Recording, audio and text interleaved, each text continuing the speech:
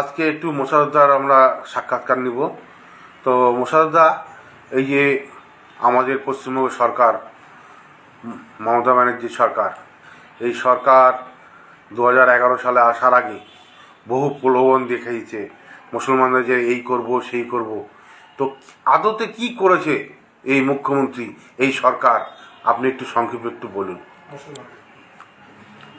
2011 সালে মমতা ব্যানার্জি যখন ক্ষমতা আসবে তার আগে 2010 সালে মমতা ব্যানার্জি ঘোষণা করেছিল যে পশ্চিম বাংলায় যদি আমি ক্ষমতায় আসি, পশ্চিম বাংলার 10,000 মাদ্রাসা আমি সরকারি অনুদান দেব। আজকে দিনে দাঁড়িয়ে পশ্চিম বাংলা 10,000 তো দূরের কথা, একটা মাদ্রাসা কেউ যে কোথাও দেখাতে পারবে না যে একটা মাদ্রাসা নতুন করে গ্রান্ট হয়েছে। কোনো কোথাও পশ্চিমবাংলা হয়নি।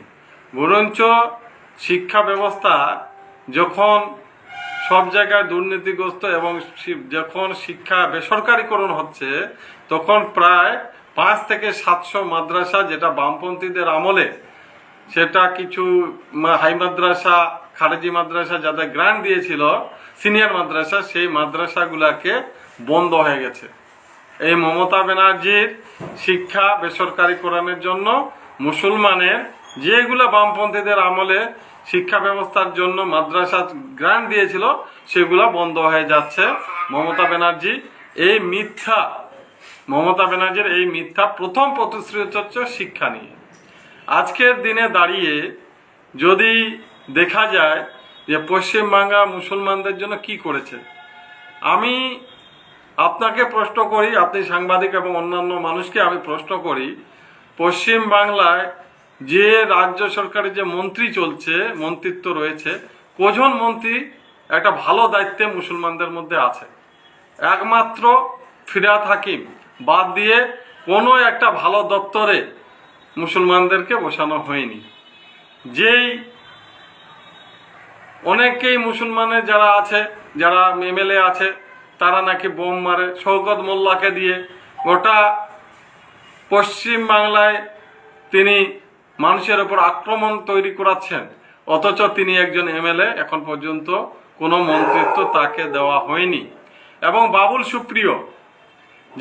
সুপ্রিয় বিজেপি থাকার সময় আসানসোলে দাঙ্গা করিয়েছিল, তারপরে মমতা ব্যানার্জিকে মমতাজ বেগম বলেছিল, তিনি তৃণমূলে আসবার পর, এমএলএ জিতার পর ওনাকে একটা ভালো মন্ত্রিত্ব দেওয়া হলো। অথচ মুসলিম যারা এমএলএ আছে তাদেরকে কাউকে কোনো মন্ত্রিত্ব দিচ্ছে না। তাহলে মন্ত্রিসভায় মুসলমানদের কোনো ভালো, যেটা বামপন্থীদের আমলে ছিল কয়েকজন, এখানে সেটাও রাখেননি ওনার মন্ত্রিসভায়। আজকে আমি বলতে চাচ্ছি যে উনি অনেক রকম বলছিলেন যখন বামপন্থী ক্ষমতায় আসছিল, এবং সিদ্দিকুল্লাহ সাহেব বড় বড় কথা বলছিল, সার্চার কমিটি। আজকে আমি আমার এই ভিডিওর মাধ্যমে, এই ইউটিউব চ্যানেলের মাধ্যমে সিদ্দিকুল্লাহকে এবং তৃণমূলে যারা আছে তাদেরকে বলতে চাই, আপনি আবার একটা সার্ভে করুন যে পশ্চিম বাংলায় 2011 সালে ক্ষমতায় আসবার পর আজ পর্যন্ত 2025 14 বছরে পশ্চিম বাংলায় যত খুন হয়েছে, রাজনৈতিক খুন হয়েছে, সেটা যদি আপনি হিসাব করেন, 80 থেকে 90% মুসলমানদের খুন হতে হয়েছে।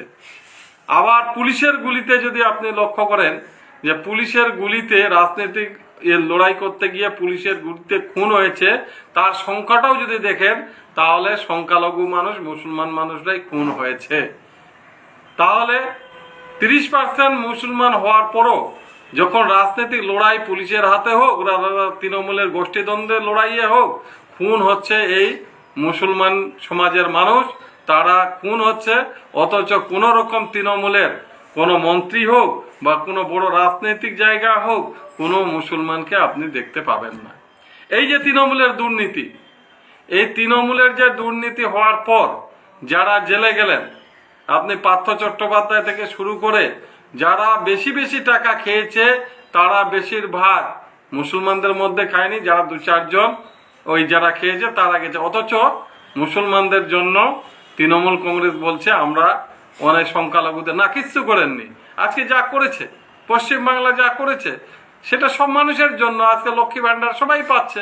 যদি আপনি মনে করেন যে যুবশ্রী, তারপরে যা যা শ্রী দিচ্ছে, জমির কাগজ সবাই সমান পাচ্ছে।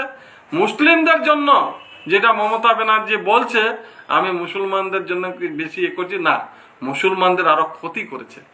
যেটা 34 বছরে বামপন্থী সরকার যখন ছিল, কোনো মুসলমানের মানুষ ভয় পায়নি যে কোনো হিন্দু এসে আমাদের উপর আক্রমণ করবে, কোনো হিন্দু আমাদের আক্রমণ করবে। কারণ পশ্চিম বাংলায় আমরা জানি যখন বাবরি মসজিদ ধ্বংস হয় সেই সময়, বা গুজরাটের দাঙ্গা হয় সেই সময় বামপন্থী সরকার ছিল, প্রধান মুখ্যমন্ত্রী ছিল জ্যোতিবাবু। উনি বলেছিলেন যে ভারতবর্ষের সব জায়গায় দাঙ্গা হলেও পশ্চিম বাংলায় একটা কোথাও দাঙ্গা হবে না। আমরা দেখেছিলাম সেই সময় যে কোনো রকম 1992 সালে হোক বা 98 সালে হোক, যে দাঙ্গাগুলো হচ্ছিল কোনো রকম কোথাও একটা মুসলমানের ওপর হাত পড়েনি।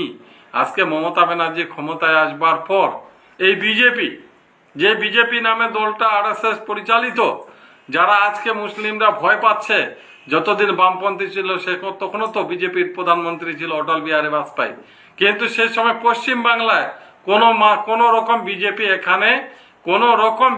এখানে স্থান পায়নি বা কোনো রকম বেশি সেখানে তারা ভোট পায়নি বা তাদের শক্তি বাড়েনি।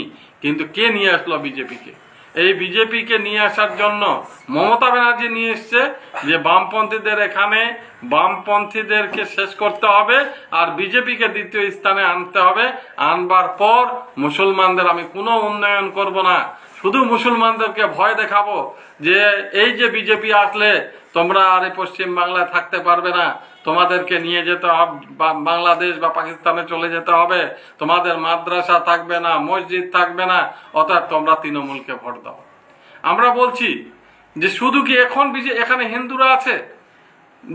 77 সালের পর থেকে এবং 47 সালে বামপন্থীরা ক্ষমতায় আসবার পর 2011 সাল পর্যন্ত আমরা এখানে সবাই মিলে একত্রিতভাবে বাস করতাম। আমি দেখেছি আমাদের এলাকায় কোনো দুর্গাপূজা হলে আমরা নিমন্ত্রণ পেতাম, আমরা তাদের বাড়িতে গিয়ে একসঙ্গে থাকতাম। ওদের দুর্গাপূজাতে যারা কমিটি হতো সেই কমিটিতে মুসলমানরা সভাপতি হতো, সেই কমিটিতে থাকতো। আবার আমাদের এখানে মুসলমানদের যখন জালসা বা কোনো ধর্মীয় সভা হতো সেখানকার কমিটিতে হিন্দুরা ছিল। একটা হিন্দু মুসলমানের যেটা ঐক্য ছিল, সেই ঐক্যটা আজকে তৃণমূল কংগ্রেস ক্ষমতায় আসবার পর তারা ভোটের রাজনীতি করতে গিয়ে হিন্দু এবং মুসলমানদের মধ্যে একটা বিভেদ সৃষ্টি করেছে। কোন রকম উন্নয়নের কথা নয়, এরা বিভেদ সৃষ্টি করে একটা ভোট ব্যাংক তৈরি করবার চেষ্টা করেছে এবং করতে পেরেছে। আমাদের আজকের দিনে দাঁড়িয়ে আমাদেরকে ঠিক করতে হবে, বুঝতে হবে যারা আমরা হিন্দু হোক বা মুসলমান হোক, যে এই দুইটা দল তারা কোনো উন্নয়ন না করে শুধু জাতপাত, শুধু হিন্দু মুসলমান লাগিয়ে কেন্দ্রে থাকতে চাচ্ছে মোদি, রাজ্যে থাকতে চাচ্ছে মমতা, কোনো উন্নয়ন নেই। আজকে কোনো শিক্ষা ব্যবস্থা আপনারা দেখছেন ভেঙে পড়েছে, কয়েক বছর ধরে কোনো নিয়োগ হচ্ছে না। আজকে ডাক্তার যারা MBBS করেছে তারা আজকে বেকার হয়ে যাচ্ছে, তাদের বাবা মা অনেক রকম পড়াশোনা করে ডাক্তারি হচ্ছে, কিন্তু এখানকার কোনো বেকার হয়ে যাচ্ছে। আপনারা জানেন যে স্কুলগুলো শিক্ষকের অভাবে বন্ধ হয়ে যাচ্ছে, তাই বাধ্য হয়ে মানুষ টাকা দিয়ে বেসরকারি স্কুলকে পাঠাতে হচ্ছে নিজেদের বাচ্চাদেরকে। এরা সব কিছুকে শেষ করে দেয়। স্বাস্থ্য ব্যবস্থা আজকে আপনি দেখেন, স্বাস্থ্য ব্যবস্থায় আপনি বেসরকারিকরণের একটা জায়গায় গেছে। আমি আজকে এই বুনিয়াদপুর, আপনারা জানেন যখন বামপন্থীরা ক্ষমতায় ছিল একটা নার্সিংহোম ছিল না, একটা নার্সিংহোম বুনিয়াদপুরে গোজাতে পারেনি। কারণ মানুষ ভেবেছিল যে কালদিঘি হসপিটালে গেলে আমার চিকিৎসা হবে, বালুরঘাট হসপিটালে গেলে চিকিৎসা হবে, মালদা গেলে চিকিৎসা হবে। আজকে মানুষ আর সরকারি হসপিটালে যাচ্ছে না। সরকারি হসপিটালে মানুষ যাচ্ছে না, কেন যাচ্ছে না? যে এখানে কোনো চিকিৎসা পাচ্ছে না, ডাক্তার বাবুরা নেই। যা দু চারটা ডাক্তার আছে তারা নিজের ইচ্ছা মতো এই নার্সিং হোমগুলোতে আসছে। বাধ্য হয়ে আজকে নার্সিং হোমে আসতে হচ্ছে। আজকে বুনিয়াদপুরে 7-8টা নার্সিং হোম হয়ে গেল। মানুষের চিকিৎসা, হ্যাঁ চিকিৎসা হচ্ছে, টাকা দিয়ে চিকিৎসা হচ্ছে, বড় লোকদের চিকিৎসা হচ্ছে, কিন্তু গরিব মানুষের চিকিৎসা হচ্ছে না। এটা শুধু এইটাকে বন্ধ করবার জন্য যে আমরা কোনো রকম মানুষকে উন্নয়ন দেব না, কোনো রকম উন্নয়ন করব না, শুধু লক্ষ্মী ভান্ডার মাসে 1000 টাকা দেব আর জাতপাত লাগিয়ে দেব, হিন্দু মুসলমান লাগিয়ে দেব।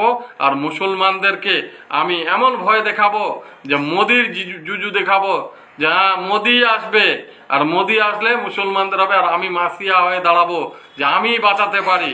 আমরা বলি না, আমরা বলি আমরা হিন্দু মুসলমান ধর্ম যার যার, হ্যাঁ, কিন্তু দেশটা সবার, রাজ্যটা সবার। আর এই রাজ্যটাকে বাঁচাতে গেলে যেমন হিন্দুদের দরকার তেমন মুসলিমদের দরকার। আমি আপনাকে যদি প্রশ্ন করি, যারা আজকে জাতপাতের কথা বলছে, আজকে মোদী সরকার ক্ষমতায় আসবার পর আপনি একটা দেখাতে পারবেন ভারতবর্ষে একটা ব্লাড ব্যাংক তৈরি হয়েছে যেখানে হিন্দুরা ব্লাড দিবে, আর ওখান থেকে রক্তের প্রয়োজন হলে ওই ব্লাড ব্যাংক থেকে হিন্দুরা পাবে? পশ্চিমবাংলায় মমতা ব্যানার্জি একটা ব্লাড ব্যাংক তৈরি করেছে যেখানে উনি তো বলছেন যে আমি মুসলমানদের জন্য উন্নয়ন করেছি, হিন্দু যারা বলছে যে হিন্দু মুসলমান বিভেদ সৃষ্টি করছে, একটা ব্লাড ব্যাংক তৈরি হয়েছে যে মুসলমানের তৃণমূলের কোনো লিডার তার রক্তের দরকার, উনি হিন্দুদের নেবেন না কারণ হিন্দু বিরোধী। আবার বিজেপির যারা কট্টরপন্থী তারা মুসলমান বিরোধী, তাদের বাড়িতে কেউ হলে আমি হিন্দু, যে মোদি করে যে ব্লাড ব্যাংক হিন্দু রক্ত নিয়ে আসবো, সেটা ওরা করতে পারেনি। ওরা কোনো কিছু হিন্দু মুসলমান, আজকে আপনি যদি ওষুধ কিনতে যান, কোনো দোকান আছে যে হিন্দুদের জন্য দোকানটাতে কম টাকা পাবে? এটা মোদির দোকান। একটা মমতার দোকান আছে যে এই দোকানে মুসলমানদের জন্য কম টাকায় দেবে, আপনি কোথাও খুঁজে পাবেন না। আপনি সার কিনতে যান, যা কিছু করতে যাবেন, আপনি যা করতে হবে, একজন হিন্দু ভাইকেও যা করতে হবে, একজন মুসলিম ভাইকেও তা করতে হবে। আপনি যা বাজার করতে যাবেন এক, কিন্তু শুধু খালি ওই ভোটের সময় ওই ভোটের লাইনে দাঁড়িয়ে আপনাকে সে মাথায় ব্র্যান্ড ওয়াশ করে দিচ্ছে যে তুমি মুসলমান, তোমাকে বাঁচতে হবে, আর বাঁচতে হলে তৃণমূলকে ভোট দিতে হবে। আবার বিজেপিকে কিছু ভয় দেখাচ্ছে, তারা বলছে তুমি হিন্দু, তোমাকে বাঁচতে হলে এই মুসলমানদের হাত থেকে বাঁচতে গেলে বিজেপিকে ভোট দিতে হবে। এই দুইটা দল জাতপাত লাগিয়ে মানুষের দাঙ্গা লাগাচ্ছে, আর এই দাঙ্গা লাগিয়ে মুর্শিদাবাদ, মালদা, আরও 24 পরগনা এইগুলাকে অশান্তি সৃষ্টি করবার পর 26-এর নির্বাচন ওরা করবে। আপনি জানেন কি দরকার যে একটা মিথ্যে কথা বলছে যে বাবরি মসজিদ মুর্শিদাবাদে হবে? এই সমস্ত মিথ্যে অপবাদ দিয়ে, জাতপাত দিয়ে সরকারের দিকে থাকবার তৃণমূল কংগ্রেস চেষ্টা করছে। তার বিরুদ্ধে আমরা লাল ঝান্ডা নিয়ে, জাতপাত নয়, হিন্দু মুসলমান নয়, সবাইকে সংঘবদ্ধ করে 2026-এ হরিরামপুর বিধানসভায় আমরা আমাদের লাল পার্ট বা CPIM এর প্রার্থীকে জিতাতে হবে। এখন থেকেই মানুষের গ্রামে গ্রামে গিয়ে বোঝাতে হবে, যেই সংখ্যালঘু মানুষকে ভুল বুঝিয়ে রেখেছে সেই সংখ্যালঘু মানুষকে আবার স্মরণ করিয়ে দিতে হবে যে বাবরি মসজিদ যখন ধ্বংস হয়েছিল তখন গ্রামের মসজিদটা রক্ষা করেছিল একমাত্র CPM এর নেতৃত্বরা, এবং মন্দিরটা যখন হিন্দুর মন্দিরটা রক্ষা করেছিল CPM এর লোকেরা, সেই সময় কোনো আক্রমণ হয়নি। সেই দলটাকে আবার ঘুরিয়ে আনতে হবে। এই হচ্ছে এখনকার বিষয়। এই বিষয়টা নিয়ে আমাদেরকে লড়াই আন্দোলনে থাকতে হবে। কোথায় যাবা?